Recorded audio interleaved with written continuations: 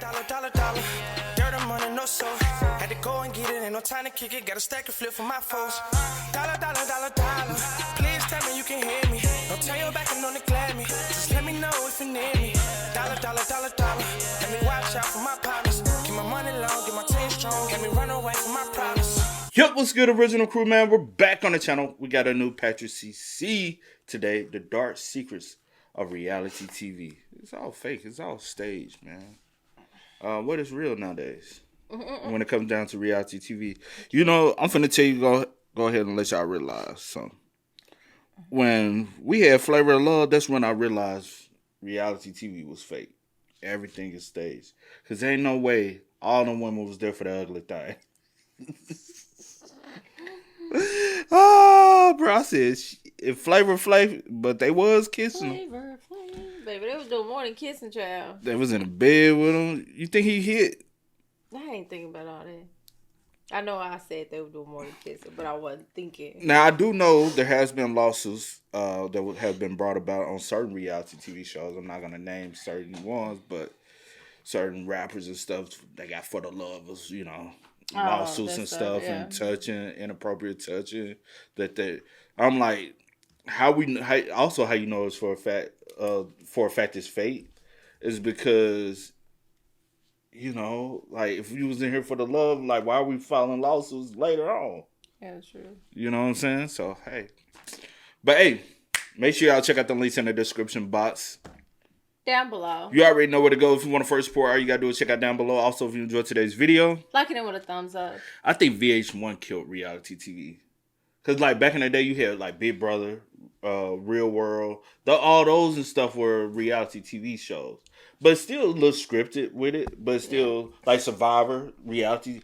Would you consider like Survivor and stuff reality TV?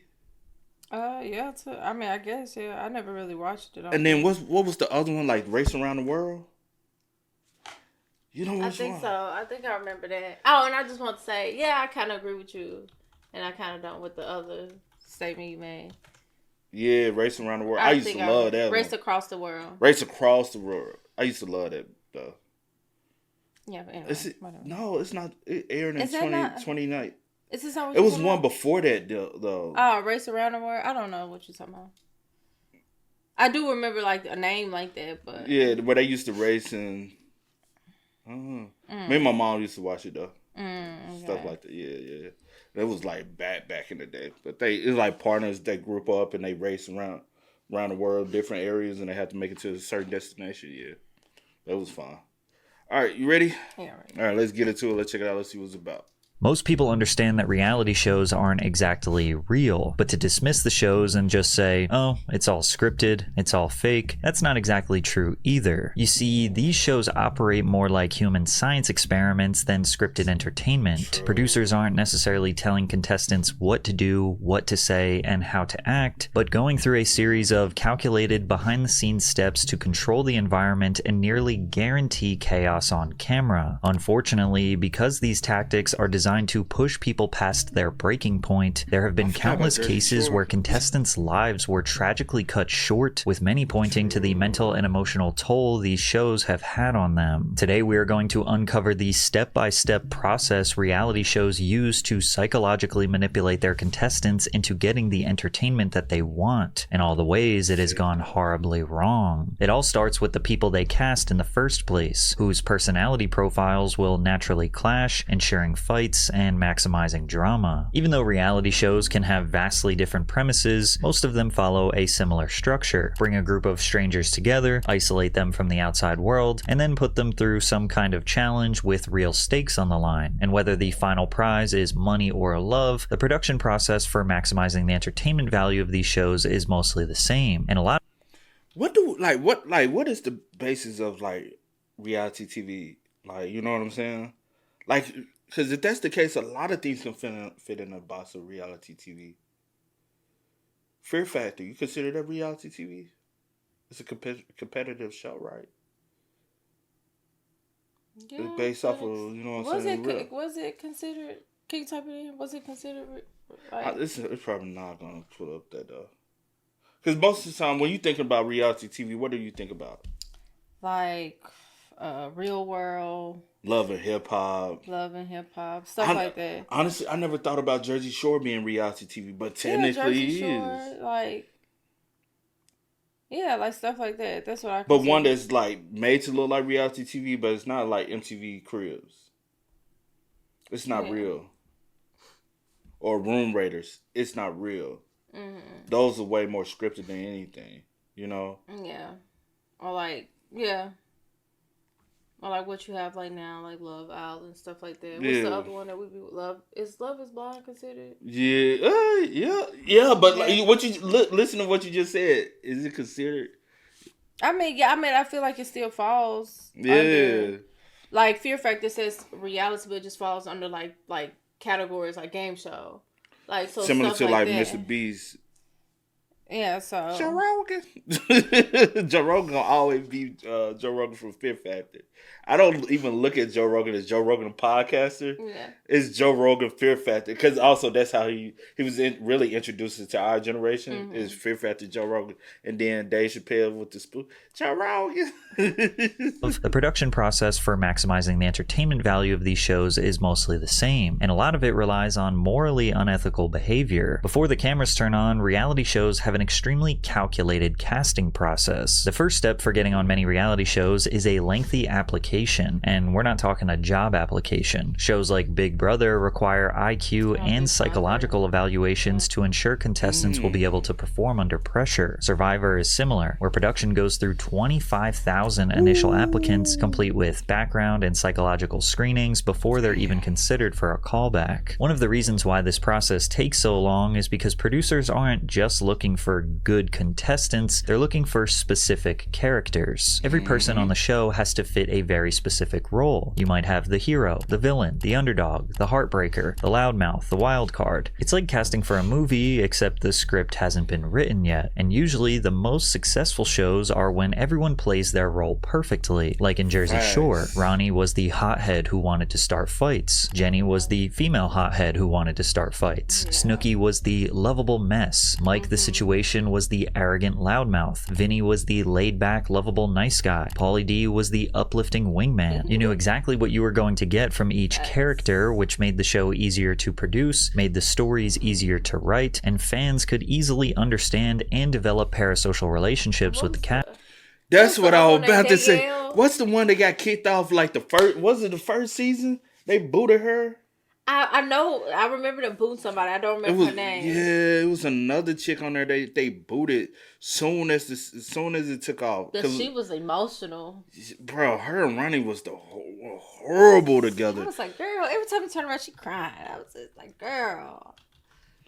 But yeah, just what was her name, bro? Oh, was it this one? Angelina? It was her, Angelina. It was her. Yeah, okay. It was her. But who is this? Amy. Oh, Dina. Oh, I remember Dina. Dina. Yeah, it was Dina too. I remember Dina. But did she come on later, or she first seen it? I have no clue, but I do remember Dina though. And I do remember Angelina. Oh, her name wasn't Danielle. Her name was that's somebody else. Was it Sammy? Sammy is the one who dated Ronnie. I called her Danielle. But I don't remember Amy from the show. But it's Sammy. I don't know who the Amy is. I don't remember. I don't know. But Angelina and Dina was so annoying, bro. But the main cast is the main cast. Then you had to add it on. Yeah. To write, and fans could easily understand and develop parasocial relationships with the cast. However, during the casting... And then, honestly, when I was watching Jersey Shore, I thought they were so much younger than what they were. They were actually older. It was a lot older at the time. They were like in their 30s, late 20s, 30s. Yeah, they were older. If I'm not mistaken, let me see how. She's 37, so she would. Pauly old. Pauly 40. Damn, Pauly about 50. I mean, not 50. 60 years. 45. I'm saying 10 years older than Snooki. You know why? They actually did treat her like the younger sister of the group. Situation is 43. I thought he would have been older. Jenny 40. Okay. Maybe the reason why I thought they was because I remember Paulie being old. Running Older. 30. No, Paulie's old. I'm saying at the time older than the Paulie others. was like the oldest one in the house. How old is Sammy? She is 38. Okay. So most of them around the same age. It's just Paulie and Situation was way older than everybody. Easily understand and develop parasocial relationships with the cast. However, during the casting process, what producers are truly looking for are people that exhibit characteristics known as the dark triad. The term dark triad refers to a trio of negative personality traits: narcissism, Machiavellianism, and psychopathy. Put more simply, they're looking for those who are entitled, lack empathy, and manipulate others. Why? Well, these are the people that create the best drama. A perfect example is Russell Hantz from Survivor's focus on strategy and endurance. Russell became legendary for burning other contestants' socks, sabotaging food supplies, and lying straight to people's face. He wasn't just playing the game, he was thriving on manipulation and control, and fans love to hate him for it. Some contestants wear these dark triad traits like a badge of honor. Tiffany New York Pollard is one of the most iconic reality stars in history who was unapologetic about stirring up drama on VH1's Flavor of Love. Not you. You can choke. This was the first interaction I really had with Rain, so I wanted to see her anger level. I wanted to see if I was powerful enough to twist her mind. It was a mind thing. She got mind screwed by me. You know, because we also say that a lot when it comes down to, like, even now we're watching Drewski's show. And the people we always want to boot off is the people who are less interesting. And we like, you got to keep the interesting people because you want the drama, you need the feistiness because that's for the entertainment value. With this been on TV, you want the views, you want people to keep coming back because you need the advertisement dollar. You know what I'm saying? Yeah. Because Flavor of Love and I Love New York. Hey, that was a cash grab right there. Facts. And it worked. My advice to the other ladies in the house would be beware of me because I'm not backing down. Or take Stephen Bear from X on the Beach. He built a persona around seduction, betrayal, and exploiting his relationships for entertainment, but it turns out this was no persona. This was actually who he was in real life. Bear was convicted and jailed for revenge porn after leaking explicit footage of an ex-partner online. He was sentenced to 21 months in prison. Psychologist Pamela B. Rutledge says that the perfect reality TV star and the perfect scammer or con artist have many overlapping traits. Actors, con artists, and scammers all tend to exude energy and have excellent powers of persuasion. The best scammers can project something desirable and likable about themselves to increase perceptions of trust and appear to offer an opportunity with lots of upside while glossing over the risks. Same way with social media influencers. Whether like content creators, when they exude this, they also become very successful.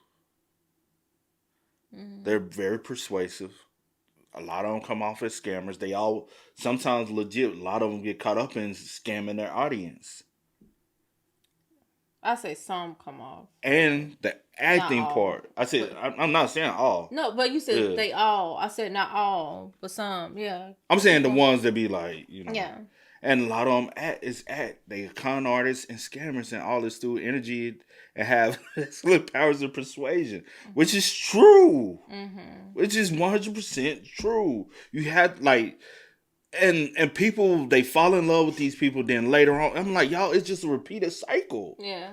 It's especially right now with the streamer world and all the drama that keep popping up. I'm like, these are these people. Right. Are you looking at me like you staring into my soul? You say, y'all see. And to no surprise, there are literally countless people who were found guilty of financial crimes before or after appearing on reality TV. Jen Shaw from The Real Housewives of Salt Lake City was running a telemarketing scam targeting vulnerable, often elderly individuals. Shaw pleaded guilty and was later sentenced to 6.5 years in prison and ordered to pay $6.5 million in restitution. Teresa Giudice from The Real Housewives of New Jersey served 11 months in prison after committing multiple acts of financial fraud. fraud. Richard Hatch from Survivor was indicted for fraud and tax evasion. Todd and Julie Chrisley were found guilty of both evading taxes and conspiracy to defraud community banks out of more than $30 million to fund their lavish lifestyle. Julie and Todd... Hell no, I never knew about them. The first time I found out about them when I was working at Olive Garden back in the day. I used to watch that show. And they had came into Olive Garden one time and they was like, y'all see Julian Todd was here. I'm like, who the fuck is this? Who the fuck is this? I'm like, I don't know who that is. I used to enjoy watching this show. I never knew who they were like, but what part of Chattanooga they from? I don't know. Cause ain't they from Chat? Yeah, I think so. Yeah, but what part of Chattanooga they from? But they had different parts. They had came back home when we was back home. Mm-hmm. They had came through the Olive Garden back that way. And they were like, Julian's house. I'm like, what? I'm like, I don't even know who these folks is, but all right, salute. I think is that where? Well, never mind. I thought they were based out of. Yeah, I just think. I mean, now they be in Franklin. Somewhere else, though. Now they be in Franklin, right? I think I have heard that. Franklin or Brentwood. But they was born other places, but I think they lived like as they got famous and popular, they were living in Chat.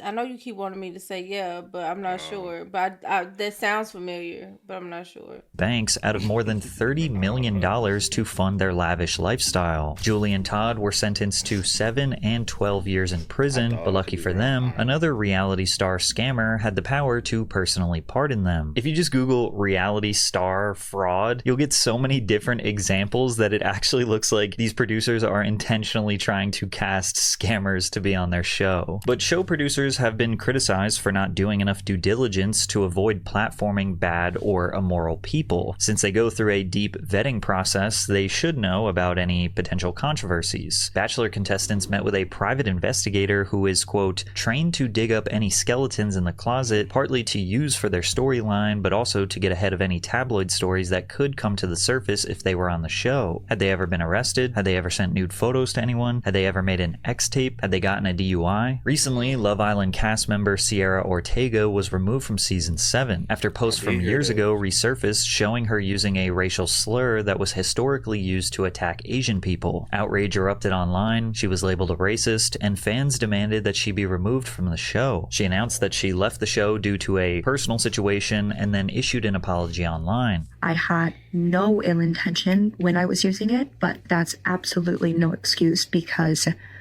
intent doesn't excuse ignorance. It just doesn't. Sierra also noted in her apology that angry fans called ICE on her family, and she posted a slew of extremely hateful messages and threats she was receiving. To give you an idea of the magnitude of Love Island and this controversy, Sierra's apology video has over 20 million views. Now, some people were confused why this was being treated as a new news story, considering she had publicly addressed and apologized for the use of this slur before she was ever on Love Island, and that raised some conspiracies. Some suggest that producers knew about this controversy before the masses did and actively ignored it. Because if you think about it, Love Island only benefits from Sierra's backlash, as her name is directly tied to the Netflix series. I think it's safe to assume that when it comes to a reality TV show, all publicity is good publicity, right? When Love is Blind faced similar backlash for allegedly platforming bad people, creator Chris Colin defended their vetting process. We have background checks and psychological evaluations. Everyone in the world has a story, and we aren't the police. These shows don't take accountability for the actions of their contestants because, well, realistically, they aren't to blame, but also because they aren't exactly looking for the most morally righteous individuals in the first place. Producers want a perfect mix of unpredictable, toxic, and genuine personalities, which when thrown in a room together for long enough are guaranteed to cause chaos and produce dramatic television. Then again,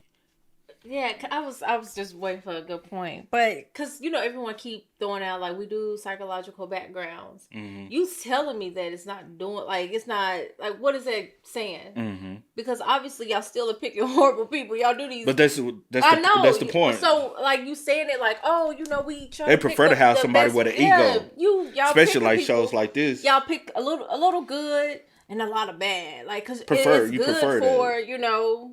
And then even with the one that's good, they gotta have something It's about them. It's still something that's a little off. Or But you like, I like them better than the rest, even though I don't really care for them. But they still something a little about bit better. them. But I mean, like, I guess he's better than the next. You know, he comes off. He seemed like he, you know, a little bit more genuine than the other one, or a little bit more whatever. I don't know. But you need that arrogance and that ego. Cause I'm like, y'all be picking some crazy folks. Yeah, and a lot of them cuckoo. And when you put a bunch of people with egos in one room together, oh my gosh, chaos, disaster. And they gonna that is a disaster. And everybody going, I'm one up over you. Nah, you ain't one up.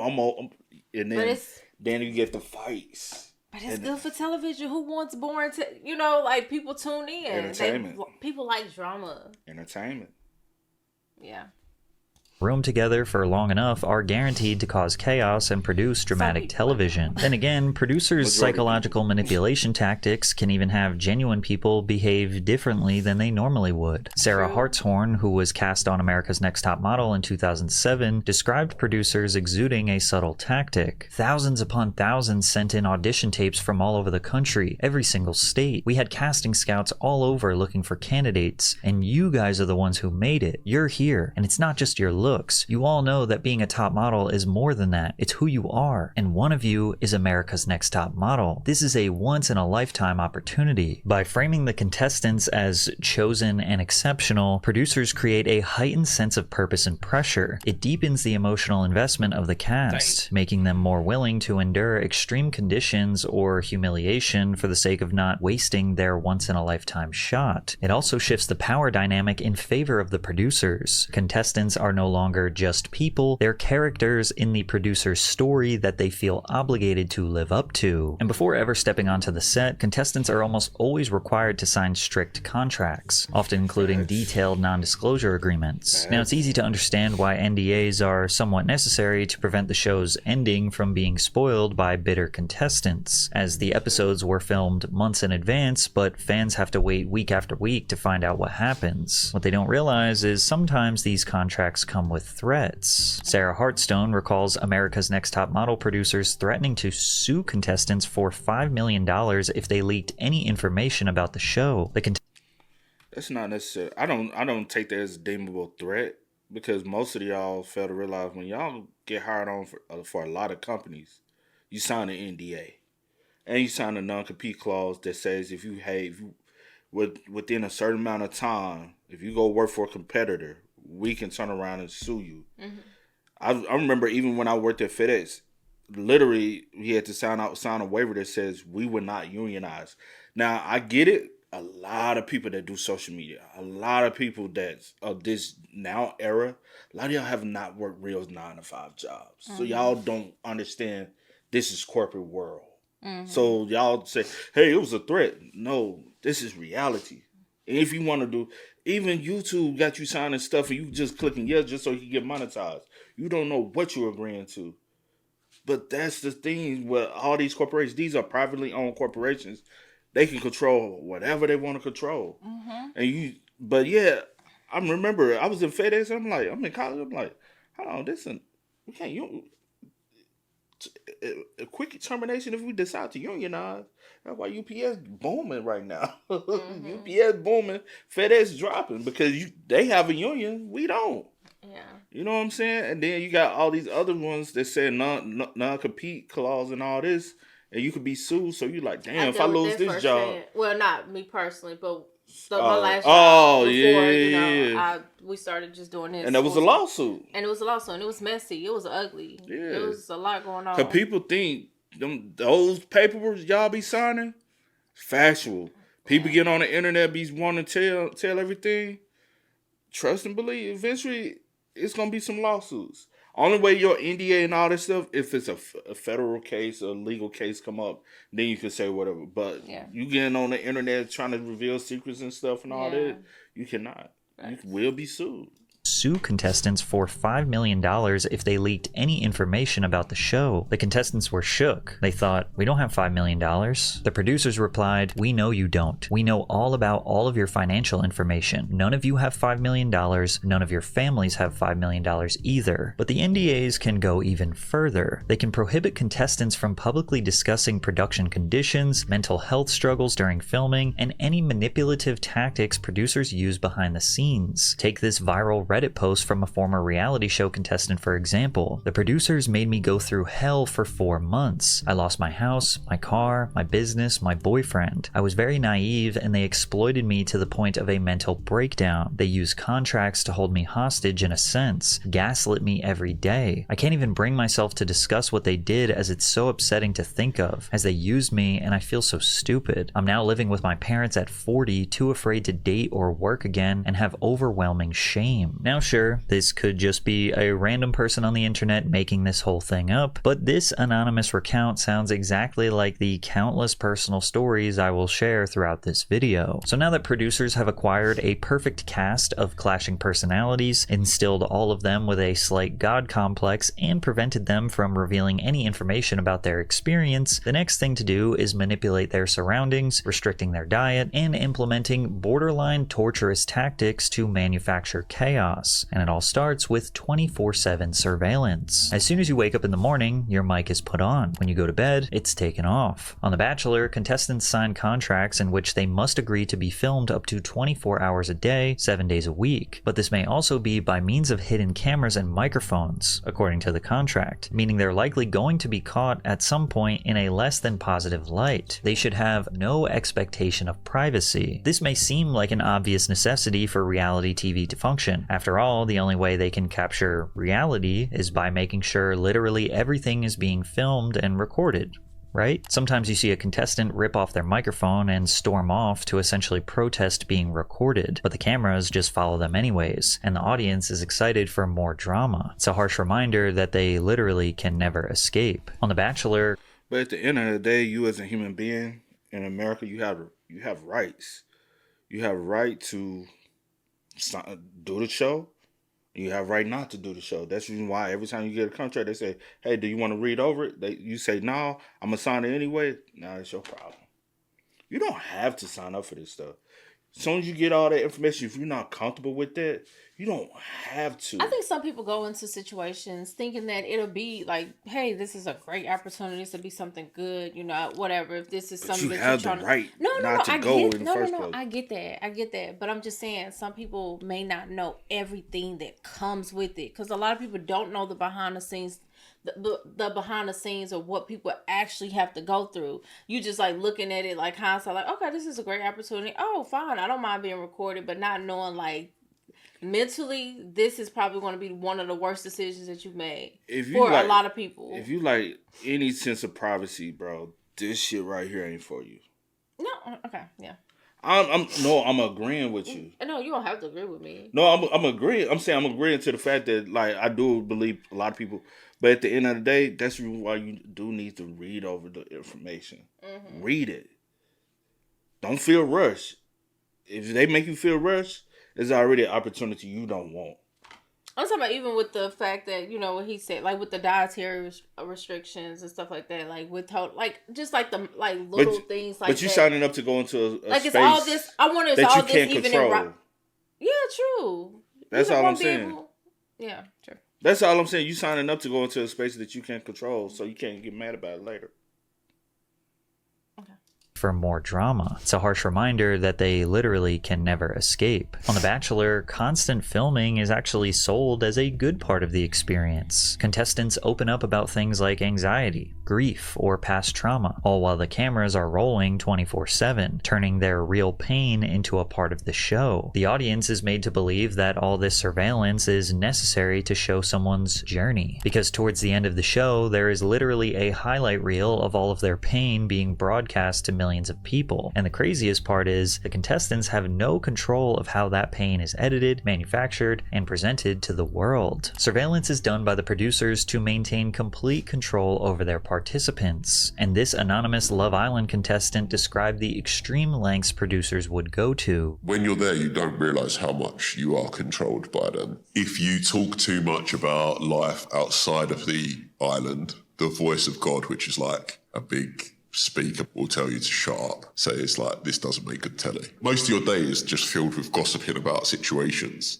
inside the villa, because that's all you're allowed to talk about. Another former Love Island contestant described what producers will do to provoke a situation. They set up the environment to test you because they know exactly what you don't like. They know exactly what you're scared of. They know what you're attracted to, what you're not attracted to. They know your triggers. So it's very easy for them to manipulate your environment and situations to get the best reaction out of you. And especially when the storyline is not going the way that they want, they know exactly how to fix that because they know you very well. You're literally just a little rat in their experiment, and they're trying to see what they can change and what they can do to see how you're going to react and how far they can push you. Now, beyond surveillance, one of the foundational elements of a successful reality show is keeping the contestants in pure isolation. In Big Brother, contestants are confined to a house with no access to phones, internet, television, or contact with family and friends. This isolation forces them to rely on their relationships within the house, making every alliance, betrayal, and argument feel more intense. Former Bachelor contestant Leslie Hughes said, "We have nothing. We are completely cut off from the world. We have to talk to each other. We have nothing else to do." Similarly, Love Island isolates contestants in a luxurious villa where they have no communication with the outside world. There are no distractions, and they essentially create this artificial bubble where everything on set becomes the only thing that matters to them. We didn't have any autonomy at all.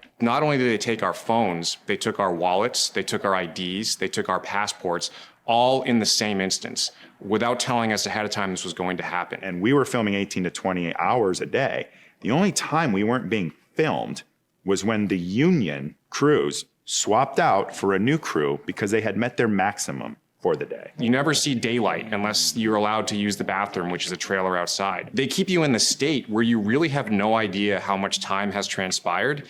It's one of those things where, looking back on it, if someone told me it was a month, I might have believed them. So what else can they do to cure their boredom? Well, have you ever noticed just how much alcohol is being consumed on reality TV shows? It feels like most of the explosive moments or juicy drama erupts after a night of heavy drinking. Nick Bateman from Big Brother said, "Alcohol was given to us when we were feeling down or depressed or nothing was going on, because obviously alcohol is the Molotov cocktail producers use to liven things up." Bateman says drinks were coveted by contestants because it would quell the boredom of being captive in the house. Bronwyn Wyndham Burke from The Real Housewives of Orange County says that producers took it a step further. Whenever you're filming, they have alcohol there. They ask you before you go on a trip, what kind do you like? They get to know what your favorites are. And while producers don't force you to drink, alcoholic beverages were readily available, and that sometimes during scenes, cast members were discouraged from eating. Jeremy Hartwell, who was a Love is Blind contestant, sued the company alleging that he could not access food and water, but alcohol was available and even encouraged on an empty stomach. Now, it's one thing to give a bunch of partiers some alcohol, but putting restrictions on their diet is just borderline evil, and there's a lot of evidence that supports this tactic. On The Bachelor, contestants are not allowed to eat any food during their dates because the microphones pick up the unpleasant sounds. No one looks good eating, and microphones pick up all kinds of chomping. Now, this seems like a justifiable reason, and even though it sounds messed up, in shows like Survivor or Alone, contestants aren't fed enough to somewhat mimic the simulated reality of surviving in the wild. But one could also theorize that low blood sugar could prompt emotional reactions, pushing contestants towards emotional or medical breakdowns. In Mr. Beast games, contestants complained about their food rations. One meal reportedly included a tiny portion of cold oatmeal, one hard-boiled egg, and a few pieces of raw vegetables. They also described going long stretches without being fed by the production. There were times when the production staff gave out small feastable chocolate bars and filmed some people eating and praising the candy. Contestants with food allergies and dietary restrictions struggled more than others. Before the competition, people filled out forms detailing their dietary needs. An FAQ document was provided to contestants in advance of the event and said that all dietary and food restrictions would be taken into consideration. However,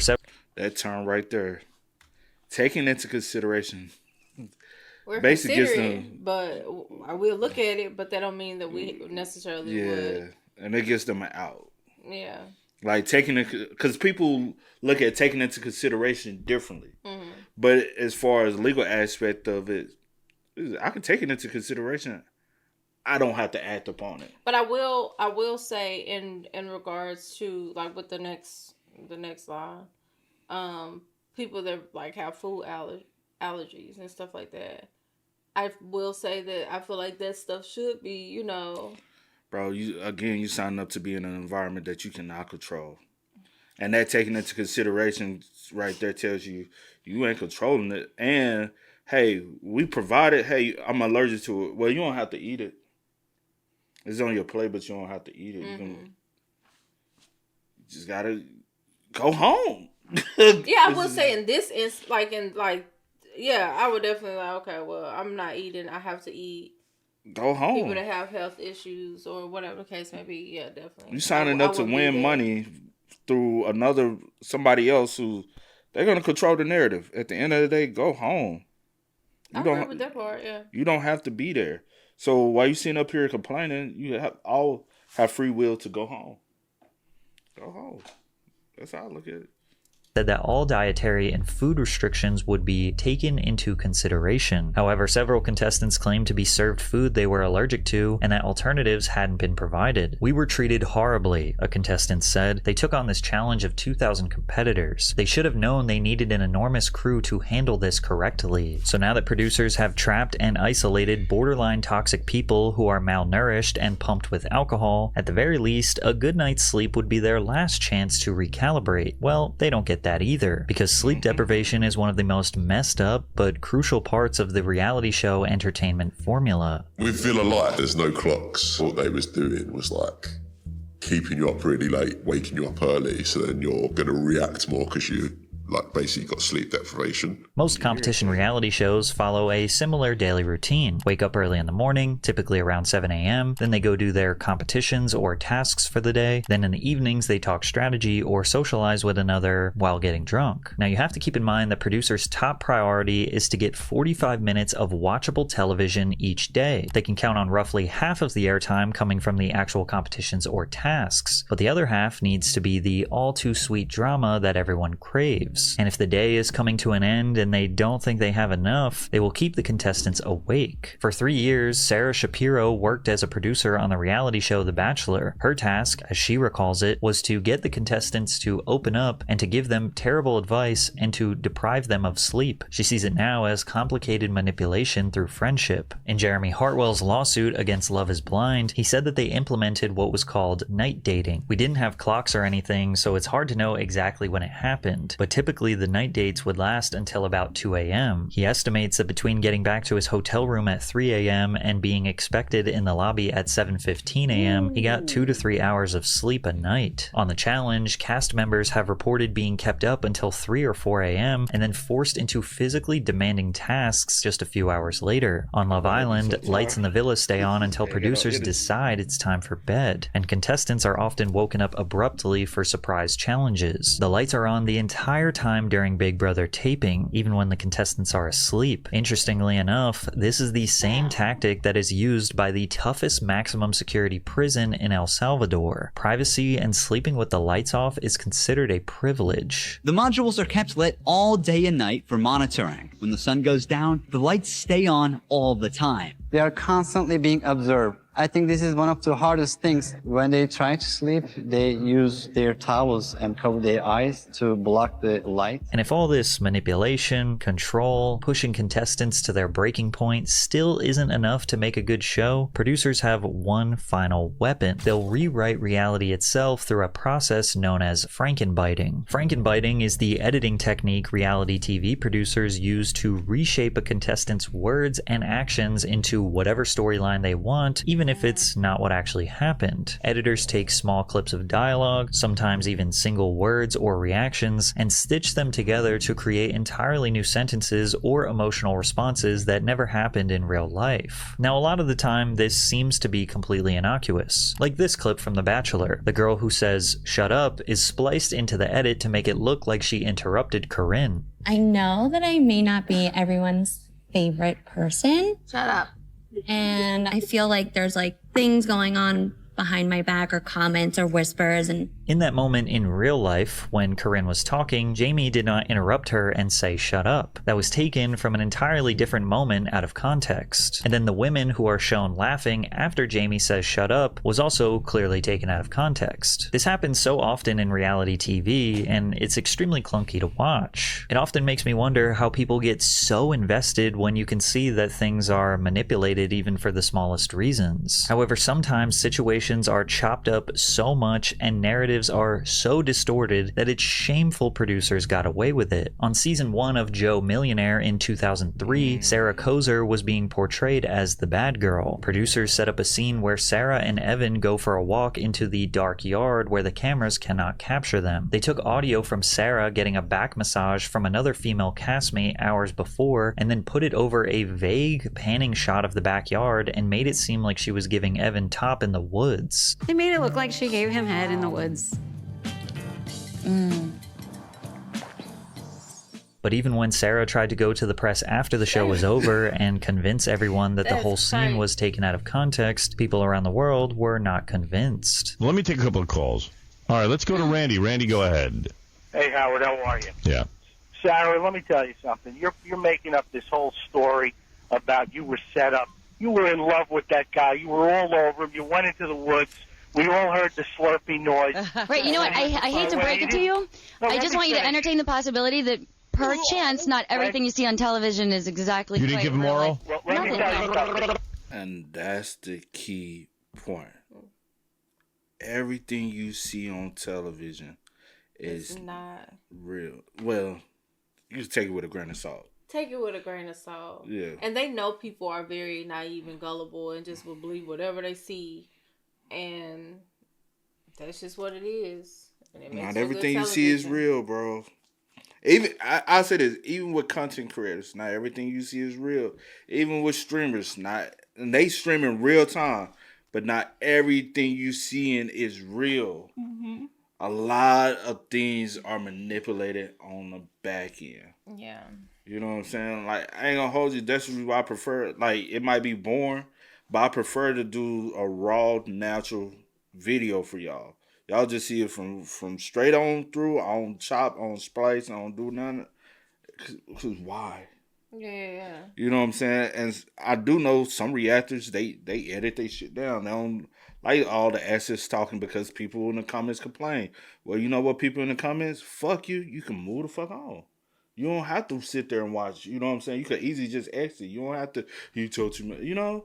But I prefer to just do it raw, natural, so you don't be misguided by. But also, even then, if you don't elaborate, and go into detail what you're saying, somebody gonna take it. Well, dang, what you said. Well, that's what I was implying. But if I don't say it detail, you're gonna take it some type of way. But if I try to go detail, you say I'm talking too much. Or y'all damned if you do, damned if you don't. It is what it is. Most viewers are fucking slow. Not all, but a lot of them are. And you just gotta roll with it. If you're doing anything as far as media and entertainment, you gotta just realize that and move on with your life. Let me tell you something. Hello? As soon as he didn't pick you and you heard he didn't have the money, you were devastated. You're nothing but a gold-digging white trash loser. Although Sarah Kozer handled it, he got issues amongst himself, and his depiction of you. I'm talking about as far as this woman. Yeah. It's how he feels as far as amongst the women that keeps denying him in life. So I'm like, my goodness, wait a minute.